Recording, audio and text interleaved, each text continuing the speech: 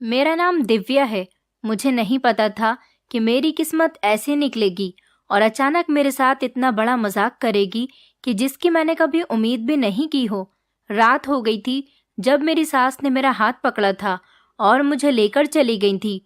जैसे ही मैं इस कमरे के अंदर गई तो मुझे कमरे के अंदर कुछ अजीब अजीब सी चीजें नजर आने लगी थी। मैंने नजर दौड़ाकर चारों तरफ देखा। उस कमरे में जाने के बाद मुझे ऐसा लग रहा था जैसे मैं किसी बच्चे के कमरे में आ गई हूँ, क्योंकि अपने चारों तरफ मुझे खिलौने ही खिलौने नजर आ रहे थे। लेकिन ये तो मेरे पति का कमरा था। कुछ देर पहले ही तो मेरी शादी हुई थी। इसका मतलब ये था कि मेरी सारी ख्वाहिशें मर चुकी थी और मेरे साथ बहुत बड़ा धोखा किया गया था, जबकि इस बारे में तो कभी मैंने सोचा भी नहीं था कि मेरे साथ ऐसा भी हो जाएगा। मुझे तो बहुत ज़्यादा अफसोस हो रहा था और मुझे उस इंसान से नफरत हो रही थी जिसने मेरे साथ ये सब कुछ किया था और जिसके खातिर मैंने इतने सेक्रीफाइस किए थे। वो मेरे अपने ही थे जिन्होंने मुझे इस मुसीबत का शिकार बना दिया था। कुछ देर बाद मेरा पति हंसता खेलता उस कमरे में आया और वो मुझे देखकर बहुत खुश हो गया था। मुझे देखते ही वो कहने लगा कि तुम मेरी बेस्ट फ्रेंड हो, तुम मुझे बहुत प्यारी लग रही हो। उसकी ये बात सुनकर तो मेरे सर पर जैसे आसमान ही टूट पड़ा था। कहने को तो वो मेरा पति था, लेकिन वो तो हम 4 बहनें थे। मेरी 2 बहनों की शादी हो चुकी थी। अब हम 2 बहनें ही कुंवारी बचे हुए थे। मेरी तीनों ही बहनें बहुत ज़्यादा खूबसूरत थीं। मुझसे मेरी 2 बड़ी बहनें थीं और मैं तीसरे नंबर की थी। मेरे बाद मुझसे एक छोटी बहन और थी, लेकिन फ़र्क इतना था कि मेरी सबसे छोटी वाली बहन बहुत ज़्यादा खूबसूरत और पतली सी थी और मैं बदसूरत होने के साथ साथ बहुत मोटी और भद्दी सी दिखती थी। मेरी बड़ी 2 बहनों की शादी काफ़ी सालों पहले हो चुकी थी। हम दोनों छोटी बहनों में सिर्फ 1.5 साल का ही फ़र्क था, इसलिए हम दोनों एक दूसरे के साथ खेल खेल कर बड़े हुए थे। कभी भी मेरी छोटी बहन ने मुझे अपनी तरह नहीं समझा था। इसकी वजह सिर्फ मेरी बदसूरती और मेरा मोटापा था। मैं बचपन से ही ऐसी थी और मेरी बहनें शुरू से ही बहुत खूबसूरत थीं। मेरे पिता इस दुनिया में नहीं थे। सब कहते थे कि मैं अपने पिता पर गई हूँ। मैं बिल्कुल अपने पिता जैसी दिखती थी, जबकि मेरी माँ तो बहुत ज़्यादा खूबसूरत थी। मेरी छोटी वाली बहन जिसका नाम अंशिका था, वो तो बिल्कुल किसी हीरोइन की तरह दिखती थी। मेरी बदसूरती और मेरा मोटापा मुझे हर चीज़ में पीछे धकेल देता था। मैं जैसे ही आगे बढ़ने की कोशिश करती, आईने में अपनी शक्ल और अपने शरीर को देखकर पीछे हट जाती थी। मेरी इस हालत ने मुझे शर्मिंदगी का कई जगह शिकार बनाया था। ऊपर से मेरी मम्मी और मेरी बहन के ताने मुझे जीने नहीं देते थे। मैं आज तक अपनी ज़िंदगी में कुछ नहीं कर सकी, बस अपनी पर्सनल लाइफ में ही अपनी पर्सनल ख्वाहिशों को पूरा किया करती थी। बस यही सोचती रहती कि काश मेरा भी कोई चाहने वाला होता जिसको मेरी चाहत होती और वो मुझसे शादी करके मुझे अपने साथ ले जाता। मेरी इस हालत की वजह से मेरे रिश्ते भी नहीं लग पा रहे थे। काश मेरी भी ऐसे ही कहानी होती जैसे मेरी बहन की थी। हर लड़का मेरी बहन को देखते ही उस पर फिदा हो जाता था, पर मेरे जैसी बदसूरत और मोटी लड़कियां तो सिर्फ सपने ही देख सकती हैं। हकीकत में तो उनके साथ ऐसा कुछ भी नहीं होता। ये तो सब भाग्य की बात होती है। मेरी बहन हमेशा शीशे के सामने खड़े होकर अपनी खूबसूरती पर घमंड किया करती थी और बात बात पर मुझे ताने देती थी। मैं ये कड़वे घूंट बड़ी मुश्किल से पीती थी। कभी भी मैंने किसी को अपनी बदसूरती और मोटापे के तानों पर पलटकर जवाब नहीं दिया था। मैं अपनी बहन से 1.5 साल बड़ी थी।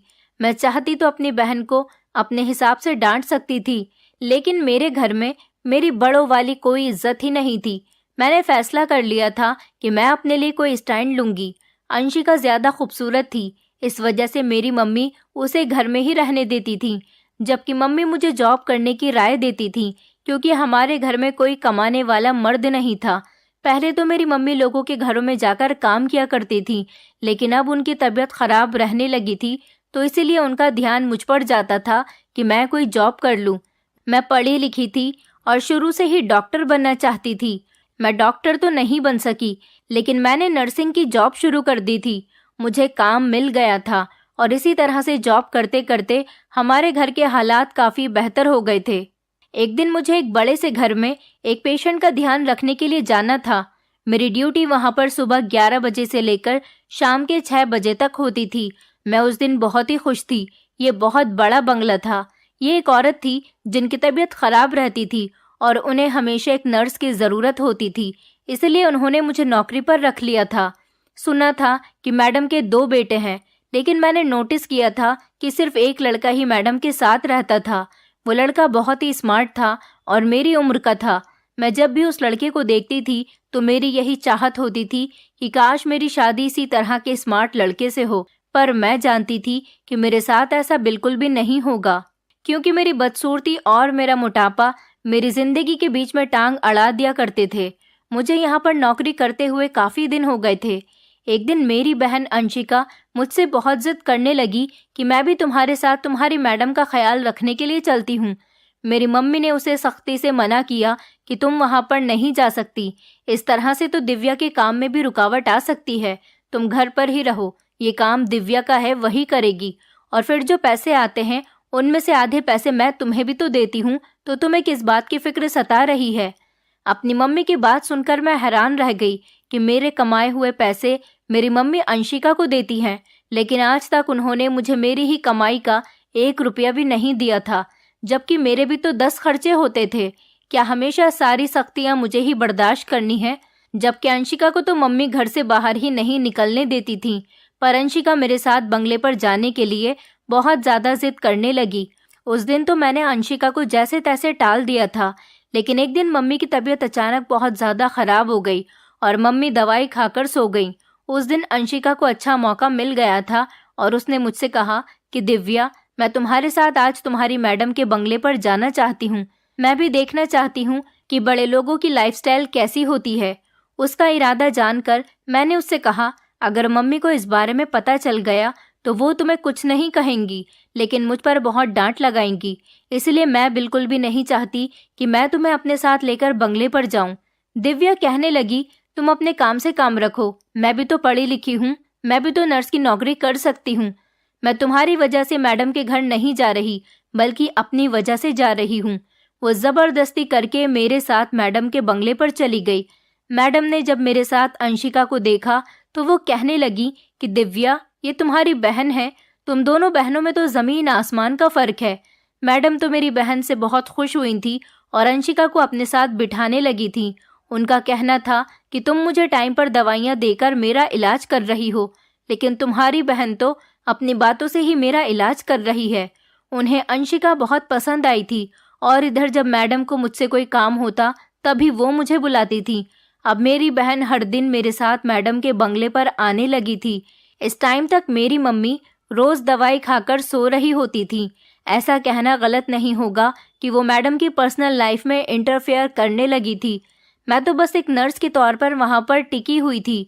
अंशिका को मैडम के घर की और उनकी फैमिली के हर मैटर्स के बारे में अच्छी तरह से जांच हो गई थी, क्योंकि मैडम मेरी बहन से अपनी हर बात शेयर करने लगी थी।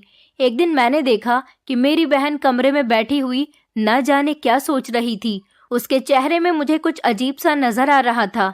मैंने जैसे ही अपनी बहन को देखा तो मैं हैरान रह गई थी, क्योंकि मेरी बहन जब भी मैडम के घर से आती तो बहुत ज़्यादा खुश नजर आती थी। मैं उससे इस सब की वजह पूछती तो वो मेरी किसी भी बात का कोई जवाब नहीं देती थी। अब तो वो हर रोज़ चुप चुप रहती और मेरे साथ मैडम के बंगले पर चली जाती थी। एक दिन मेरी नज़र अंशिका पर गई। वो इस बंगले के कोने वाले रूम में बैठी हुई थी, जबकि उसके साथ कमरे में कोई और भी मौजूद था। मुझे यहाँ पर नौकरी करते हुए काफ़ी टाइम हो गया था, लेकिन अभी तक मुझे किसी भी कमरे में जाने की परमिशन नहीं थी, इसीलिए मैं कमरे के अंदर नहीं जा सकी। अभी तक मैं बंगले के किसी भी कमरे में नहीं गई थी, सिर्फ मैडम के कमरे से ही मतलब रखती थी। मैं जब घर गई तो फौरन मैंने जाते ही सबसे पहले अपनी बहन से सवाल किया कि तुम कमरे में क्या कर रही थी और तुम्हारे साथ वहाँ पर कौन था। वो कहने लगी कि प्लीज़ दिव्या, तुम अपने काम से काम रखो, मैं जो मर्जी चाहे करूँ, तुम्हें इससे क्या मतलब है। मैं हैरान हो गई थी। मैंने उससे कहा, अगर तुमने मुझे नहीं बताया तो मैं ये सारी बातें सच सच मम्मी को बता दूंगी कि तुम छुप छुप कर मेरे साथ मैडम के बंगले पर जाती हो। मेरी बात सुनकर तो वो डर से कांपने लगी थी, क्योंकि वो अच्छी तरह से जानती थी कि अगर मम्मी को ये बात पता चल गई तो उसकी काफ़ी धुलाई होगी। वो कहने लगी, प्लीज़ दिव्या, ऐसा मत करो, मैं तुम्हें सारी बात बता देती हूँ। उसने फिर मुझे जो बताया उसे सुनकर तो मुझे अपने कानों पर विश्वास नहीं हो रहा था और मेरे होश पूरी तरह से उड़ चुके थे। मैंने अंशिका से कहा कि कि तुम ये सब कुछ क्या कह रही हो। मैं हैरान रह गई थी। मैंने उससे कहा कि मैंने कभी नहीं सोचा था कि तुम इस तरह की भी हरकत कर सकती हो। तुम्हें पता भी है, अगर मम्मी को इस बारे में पता चल गया तो उसकी खैर नहीं है। मैंने अंशिका से कहा कि तुम्हें पता भी है तुम क्या कर रही हो, यह हमारी इज्जत का सवाल है, प्लीज तुम ऐसा मत करो।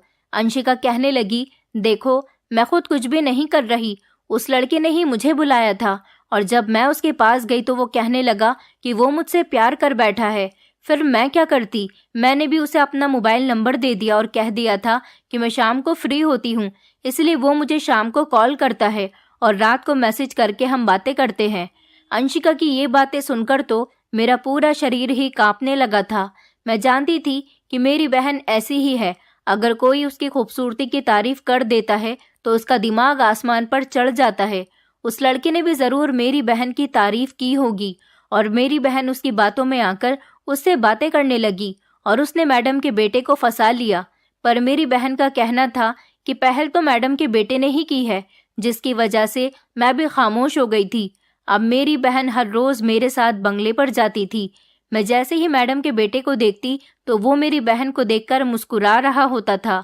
ये देखकर तो मुझ में एक जलन सी पैदा होने लगी थी कि काश मैं भी खूबसूरत और पतली होती, अपनी बहन की जितनी सुंदर होती तो मेरी भी एक अलग ही दुनिया होती। हर लड़का मुझे भी प्रपोज करता और मेरी खूबसूरती की तारीफ करता, लेकिन सच में तो ऐसा कुछ भी नहीं था। मैंने इग्नोर किया और मैं मैडम के रूम में उनके पास चली गई थी। मैंने अपनी बहन को काफी समझाया था कि कहाँ हम गरीब लोग और कहाँ मैडम का अमीर बेटा, तुम दोनों का कोई मेल नहीं। वो मुझ पर गुस्सा करने लगी और कहने लगी कि तुम शुरू से ही मुझसे जलती रही हो, तुम नहीं चाहती कि मैं अपनी जिंदगी में खुश रहूं, तभी तो तुम ऐसी बातें कर रही हो। और देखना तुम, मैं मैडम से खुद बात करूंगी कि वो मेरी शादी अपने बेटे से करवा दे, क्योंकि उनका बेटा मुझसे बहुत प्यार करता है। मैंने अंशिका से कहा, तुम मैडम से ऐसी कोई भी बात नहीं कहोगी, अगर उन्हें गुस्सा आ गया तो वो हमें नौकरी से भी निकाल सकती हैं। ये कहकर मैं खामोश हो गई, क्योंकि मैं जानती थी कि अगर मैंने उसे समझाने की और कोशिश की तो उसे यही लगेगा कि मैं उससे जल रही हूँ, जबकि मैं तो उसका भला ही चाहती थी। एक दिन अंशिका बहुत परेशान नजर आ रही थी। वो मेरे साथ बंगले पर नहीं गई। मुझे ऐसा लगा जैसे उसने मैडम से बात कर ली होगी और शायद मैडम ने उसे मना कर दिया होगा। मैं अभी यही सब कुछ सोच रही थी कि अचानक हमारे घर का दरवाजा बजा। मम्मी तो इस टाइम पर सो रही थी, लेकिन अंशिका जाग रही थी। जैसे ही मैंने दरवाजा खोला तो अपने सामने मैडम को देखकर मैं हैरान रह गई थी कि वो इस टाइम पर हमारे घर कैसे आ गई। मैंने अंशिका का फेस नोटिस किया तो अंशिका का चेहरा तो खुशी के मारे खिल गया था। मैडम घर के अंदर आई तो वो मुझे बड़े प्यार से देखने लगी। वो मुझे काफी प्यार करने लगी थी। उनको आते हुए देखकर अंशिका ने मम्मी को भी जगा दिया था। मैडम ने मम्मी के सामने मेरी बहुत तारीफ की। मैडम की तबीयत अब पहले से काफी बेहतर हो गई थी, लेकिन फिर भी उनका ख्याल रखने के लिए मुझे उनके घर ड्यूटी देने जाना होता था। मैडम ने मेरी मम्मी को बताया कि दिव्या मेरा बहुत ख्याल रखती है और इसी की वजह से मैं ठीक हो पाई हूँ। मम्मी बहुत ज्यादा हैरान थी कि आखिर मैडम को ऐसा कौन सा काम आ पड़ा जिसकी वजह से वो हमारे घर पर आई। हमने अपने घर में उनकी खूब खातिर की। कुछ देर बातें करने के बाद मैडम ने मम्मी से कहा कि देखिए भाभी जी, आपकी दोनों ही बेटियां बहुत सुंदर हैं। आपकी छोटी बेटी का भाग्य तो बहुत अच्छा है जो वो इतनी सुंदर है, लेकिन आज मैं आपकी बेटी का रिश्ता अपने बेटे के लिए मांगने आई हूँ। ये बात सुनते ही हम सब लोग हैरान रह गए थे। मेरी मम्मी ने मैडम से कहा, लेकिन मैडम जी, आप मेरी किस बेटी का रिश्ता मांगने आई हो? जब मैडम ने मेरी तरफ देखा, मेरे तो होश ही उड़ गए थे। मुझे ऐसा लग रहा था कि जैसे मेरे भाग ही खुल गए हों। मेरी तो खुशी के ठिकाने ही नहीं रहे थे। मैडम ने बड़ी प्यार से मेरी तरफ देखकर कहा कि मैं आपकी बड़ी बेटी दिव्या का रिश्ता अपने बेटे के लिए मांगने आई हूँ। ये बात सुनकर तो पहले मेरी मम्मी परेशान हो गई थी, उधर मेरी बहन बहुत बेफिक्र थी। उसे देखकर ऐसा लग रहा था जैसे उसे सब कुछ मालूम हो। मैं हैरान थी क्योंकि मुझे लगा था कि ये सब मेरी बहन को बिल्कुल भी अच्छा नहीं लगा होगा, लेकिन मेरी बहन तो खुश नजर आ रही थी। मेरी मम्मी ने जैसे ही अंशिका को खुश होते हुए देखा तो उन्होंने मैडम से कहा कि ठीक है, मुझे ये रिश्ता मंजूर है। इस तरह मेरा रिश्ता मैडम के बेटे के साथ तय हो गया और ये मेरी जिंदगी का सबसे बड़ा दिन था। पर मैं कहाँ जानती थी कि ये मेरी जिंदगी का सबसे बड़ा दिन नहीं, बल्कि ये मेरी जिंदगी का सबसे बुरा दिन है। जिसके बाद मेरी किस्मत और भी बदल जाएगी। न जाने मेरा और किन किन परेशानियों से सामना होना था, ये तो मैं भी नहीं जानती थी। मेरी शादी की तैयारी होने वाली थी और मैं दिल ही दिल में अपने और अपने होने वाले पति के बारे में सोच सोच कर खुश होने लगी थी, क्योंकि मुझे मैडम का बेटा पहले से ही अच्छा लगता था। मेरे इस रिश्ते से अंशिका भी खुश थी। इसी वजह से मैं बेफिक्र हो गई थी और मुझे भी अपनी बहन से अब कोई एतराज नहीं रहा था। वो मेरी शादी की खूब शॉपिंग कर रही थी, मेरा भी हर सामान अपनी पसंद से लेकर आ रही थी और मेरी सास के साथ वो खुद ही मेरी शादी के कपड़े सिलेक्ट करने गई थी। और फिर कुछ दिन बाद ही मेरी शादी का दिन भी आ गया था। अंशिका बहुत खुश थी, बल्कि अंशिका ने ही तो मुझे तैयार किया था और फिर मेरी शादी मैडम के बेटे के साथ हो गई थी। सारे मेहमान चले गए थे जब मैडम मुझे मेरे कमरे में लेकर गईं, लेकिन ये कमरा देखकर तो मैं हैरान रह गई थी और आंखें फाड़ फाड़ कर कमरे को चारों तरफ से देख रही थी। इस कमरे को देखकर मुझे अपनी आंखों पर विश्वास नहीं हो रहा था। ये कमरा किसी नई नवेली दुल्हन का नहीं, बल्कि किसी बच्चे का कमरा लग रहा था और सोच रही थी कि मुझे इस बच्चे के कमरे में क्यों लाया गया है। ये कमरा तो हर तरफ से बच्चों के टॉयज से भरा हुआ था। मुझे समझ नहीं आ रहा था कि मैडम मुझे मेरे कमरे में क्यों नहीं लेकर जा रही। मैंने बड़ी बेचैन नज़रों से मैडम की तरफ देखा और उनसे कहा कि ये किसका रूम है मैडम। मैडम ने कहा, तुम अब इसी कमरे में रहोगी। मैंने कहा, लेकिन मैडम, मैं तो अपने पति के साथ रहना चाहती हूँ। मेरी ये बात सुनकर मैडम हंसने लगी थी और कहने लगी कि दिव्या, ये तुम्हारा ही कमरा है, बल्कि ये तुम्हारे पति का ही कमरा है। ये सुनकर तो मुझे अपने कानों पर विश्वास नहीं हो रहा था। मैं इस कमरे को फिर से चारों तरफ से घूर घूर कर देखने लगी। हर तरफ मुझे खिलौने और बच्चों के इस्तेमाल की चीजें ही नजर आ रही थी। ऐसा लग रहा था कि जैसे ही किसी छोटे बच्चे का कमरा है। मैडम मुझे इस तरह से रिएक्ट करते हुए देखकर कहने लगी, देखो, तुम अपने दिमाग पर ज्यादा दबाव मत बनाओ और चुपचाप इस बेड पर दुल्हन बनकर बैठ जाओ। थोड़ी देर के बाद ही तुम्हारा पति भी आ जाएगा, फिर तुम्हें तुम्हारे सारे सवालों के जवाब मिल जाएंगे। मैंने मैडम की तरफ मुस्कुराते हुए देखा, जैसे मुझे कोई फर्क ही नहीं पड़ रहा हो, और फिर मैं जल्दी से घूंघट डालकर मासूम सी अदाओं से बेड पर बैठ गई।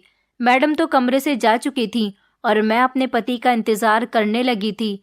मेरे दिमाग में अजीब अजीब तरह के सवाल पैदा हो रहे थे कि ये कमरा कहीं से भी नई दुल्हन का नहीं लग रहा, क्योंकि नई दुल्हनों के कमरे तो फूलों से सजे हुए होते हैं, ना कि खिलौनों से। कहीं ऐसा तो नहीं कि मेरा पति पहले से ही शादीशुदा हो और उसके पास बच्चा भी हो, ये रूम भी उसी बच्चे का ही हो। लेकिन फिर इन गलत ख्यालों को अपने दिमाग से निकालकर सोचने लगी कि नहीं, ऐसा नहीं हो सकता। थोड़ी देर के बाद ही कमरे का दरवाजा नॉक हुआ था। मेरा दिल तो तेज तेज धड़क रहा था और जल्दी से मैं ठीक से होकर बैठ गई। शर्म की वजह से मेरी तो नजरें ही नहीं उठ रही थी कि मैं अपने पति को देख सकूं। लेकिन जैसे ही मैंने अपने पति को देखने के लिए अपनी नजरें ऊपर की तरफ उठाई, मेरा पति कमरे में आते ही मेरे पास बैठ गया और उसने जल्दी से 2-3 खिलौने उठाए और सब बेड पर फैलाकर खेलने लगा। उसके हाथ में एक कार थी जिसे वो बेड पर चला रहा था। अपने पति की इस तरह की हरकतें देखकर तो मेरे होश उड़ गए थे। मैं सोच रही थी कि ये बच्चों जैसी हरकतें क्यों कर रहा है। वो छोटी सी कार को बिल्कुल मासूम बच्चों की तरह चला रहा था। मैंने जल्दी से अपना घूंघट हटाया और अपने पति की तरफ देखने लगी।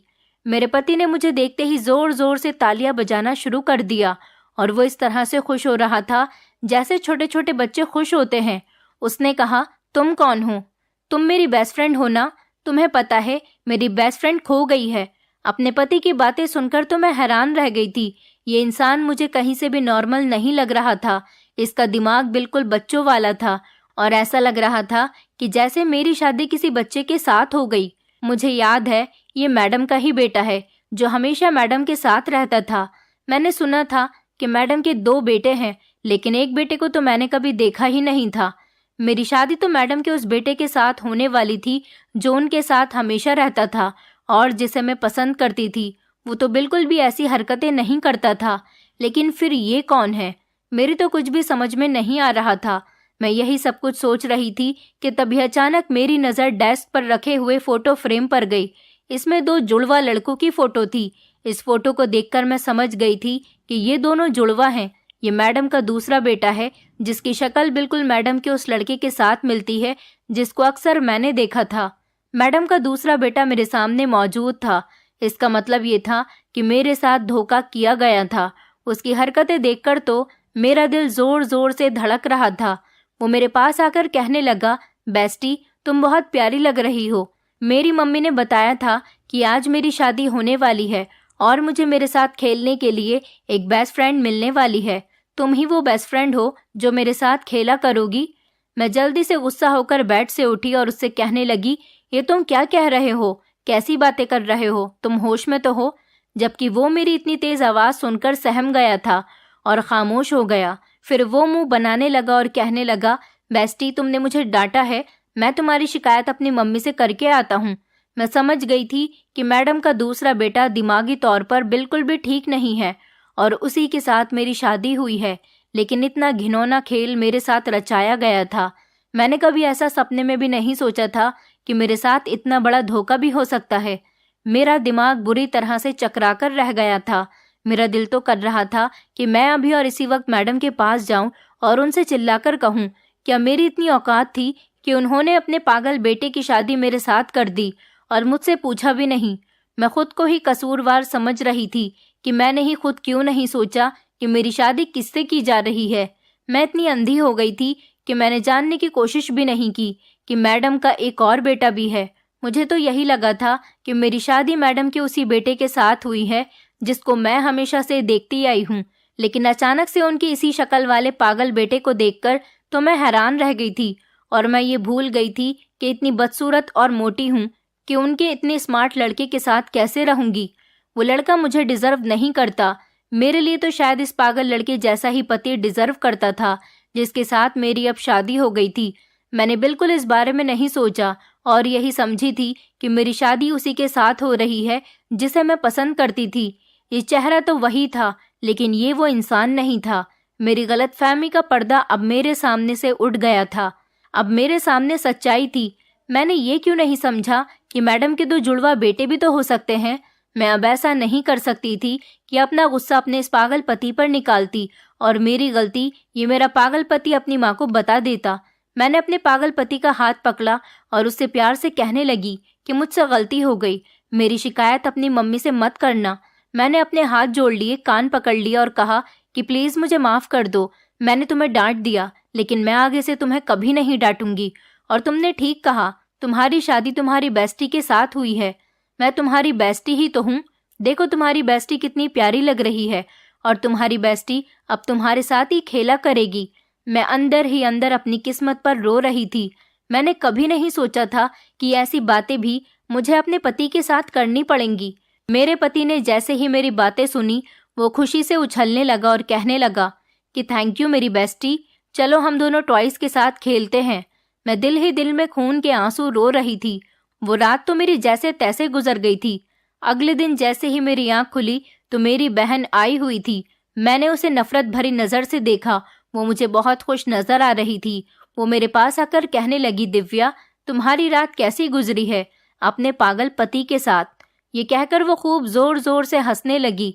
इसका मतलब कि वो मेरे जख्मों पर नमक छिड़कने के लिए आई थी, जबकि मैं तो इतनी ज्यादा परेशान थी और यही सोच रही थी कि मुझे अपनी बहन की बातों का बुरा नहीं मानना चाहिए। बस इसी वजह से मैं खामोश रही थी।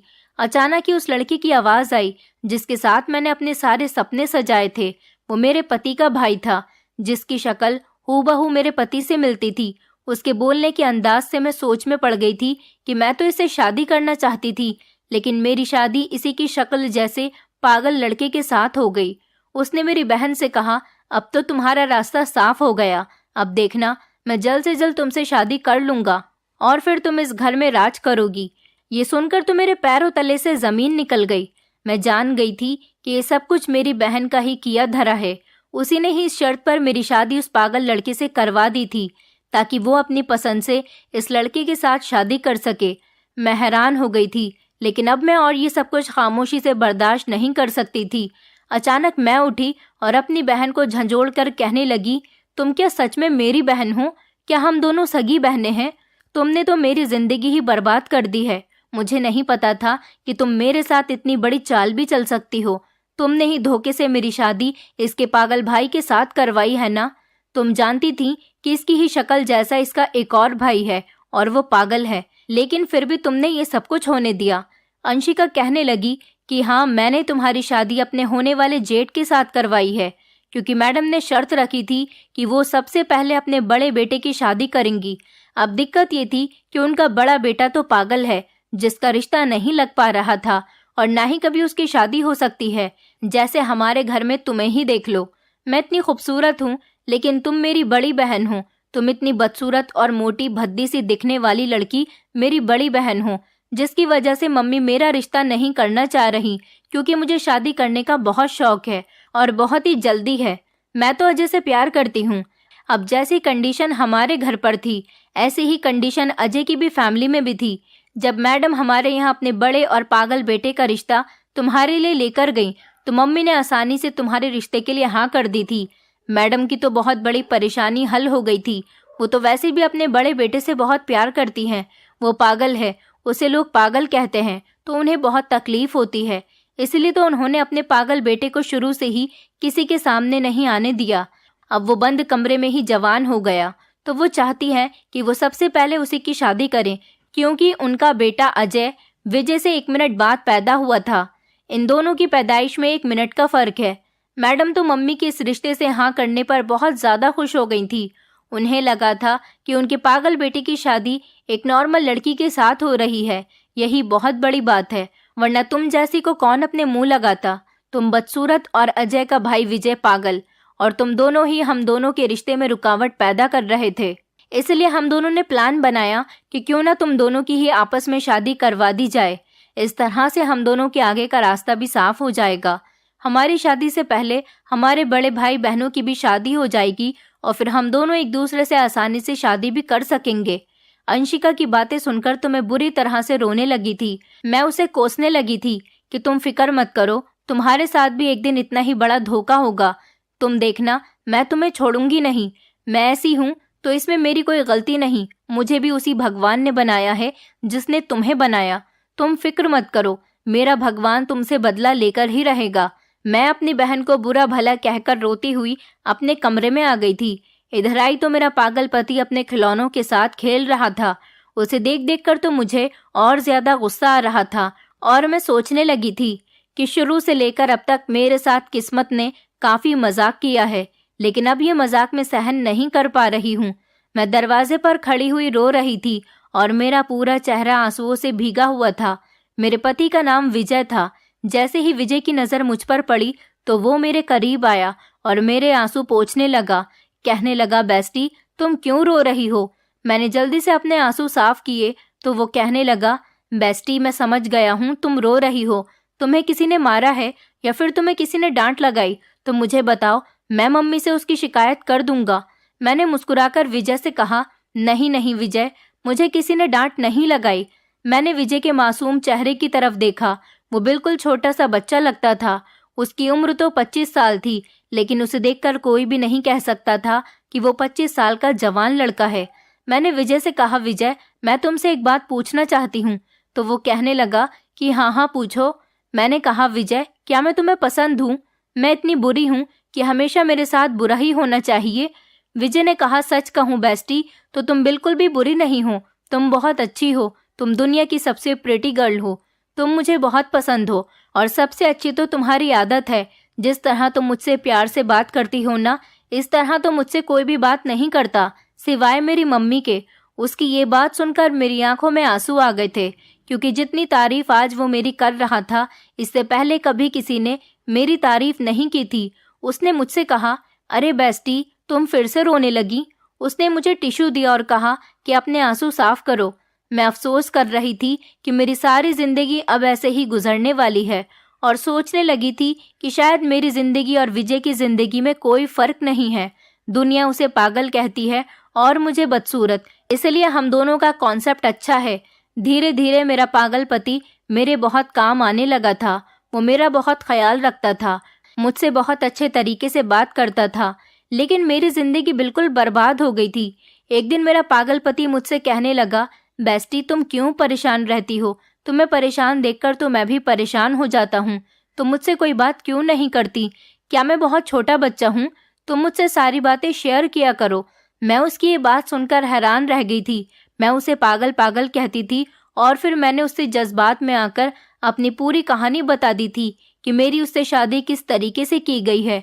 वो कहने लगा, इसमें गलती तुम्हारी बहन की नहीं है, इसमें गलती मेरे भाई की है। वो मेरे साथ भी ऐसा ही करता है, वो बहुत गंदा है। मैंने कहा, तुम्हारे भाई ने तुम्हारे साथ क्या किया? उसकी बात सुनकर तो मैं हैरान रह गई थी। उसने कहा कि भाई मुझे दवाई खिलाता है, कहता है कि तुम बिल्कुल मेरी तरह ठीक हो जाओगे। मैं दवाई नहीं खाना चाहता, लेकिन फिर भी वो मुझे ज़बरदस्ती दवाई खिला देता है और दवाई से मुझे कोई फ़र्क भी नहीं होता। जब से तुम आई हो, भाई को कमरे में आने का मौका ही नहीं मिलता, लेकिन तुम अगर किसी काम में लग जाती हो तो भाई मुझे दवाई खिला देता है। मैंने उससे कहा, विजय, तुम्हारा भाई तुम्हें कैसी दवाई खिलाता है? क्या तुम मुझे वो दवाई दिखा सकते हो? तो वो फौरन ही अपनी अलमारी में गया और दवाई का बैग उठाकर मेरे पास ले आया। मैंने जैसे ही वो मेडिसिन देखी, मेरे सर पर तो आसमान टूट पड़ा था, क्योंकि वो दवाइयाँ तो गलत थीं और ऐसी ही दवाइयों की वजह से ही तो मेरे पति का दिमाग सुन्न रहता था। मैं सोच में पड़ गई थी कि ना जाने अजय मेरे पति के साथ ऐसा क्यों कर रहा है। इसका मतलब ये था कि मेरी बहन ने मेरी जिंदगी का मजाक बना दिया था और इधर विजय का भाई भी उसकी जिंदगी के साथ खिलवाड़ कर रहा था। अब मैंने सोच लिया था कि मैं इस सच्चाई का पता लगाकर ही रहूंगी। मैंने विजय को बता दिया कि ये दवाइयाँ गलत हैं और तुम्हारा भाई तुम्हें दिन ब दिन इन दवाइयों से पागल कर रहा है। मेरी बात सुनकर विजय की आंखों में आंसू आ गए थे। उसने मुझे बताया कि हमें इस बारे में मम्मी को बताना चाहिए। मैंने इस बारे में अपनी सास को बताया तो ये सुनकर मेरी सास के होश उड़ गए थे। और तो और मैंने उनको मेडिसिन भी दिखाई थी जो उनका बेटा मेरे पति को दिया करता था। पता नहीं मेरी बहन और मेरा देवर हम दोनों से किस बात का बदला निकाल रहे थे। मेरी सास ने अजय को अपने पास बुलाया और उन्हें वो दवाइयाँ दिखाई। अजय पहले तो झूठ बोलने लगा, लेकिन फिर मेरी सास ने एक जोरदार थप्पड़ अजय के मुंह पर मार दिया और कहा कि मैं तो समझती थी कि तुम सुधर गए हो, लेकिन मुझे नहीं पता था कि तुम अभी भी वही के वही हो। अपनी सास की बात सुनकर मैं हैरान रह गई थी। अभी यही सब हंगामा चल रहा था कि इतनी देर में मेरी मम्मी और अंशिका भी वहां पर आ गई। उसके बाद जो मेरी मम्मी ने बताया, उसे सुनकर तो मुझे अपने कानों पर विश्वास ही नहीं हो रहा था। मेरी मम्मी ने बताया कि अजय ने मेरी बेटी की जिंदगी खराब कर दी। इधर अंशिका का चेहरा उतरा हुआ था और उसकी आंखों में आंसू बह रहे थे। मेरी सास ने अजय से पूछा कि बताओ, तुमने अंशिका के साथ क्या किया? जल्दी बताओ, वरना मैं पुलिस को कॉल कर दूंगी। अजय डर गया और उसने सारी सच्चाई बता दी। उसने कहा कि मैं तो अंशिका का फायदा उठाना चाहता था, इसलिए उसे अपने प्यार के जाल में फंसाया हुआ था, लेकिन ये अभी तक मुझे मौका नहीं दे रही थी। मैंने इससे वादा किया कि मैं इससे शादी करूंगा और मिलने के लिए एक होटल में ले गया। वहां जाकर मैंने इसकी इज्जत खराब कर दी।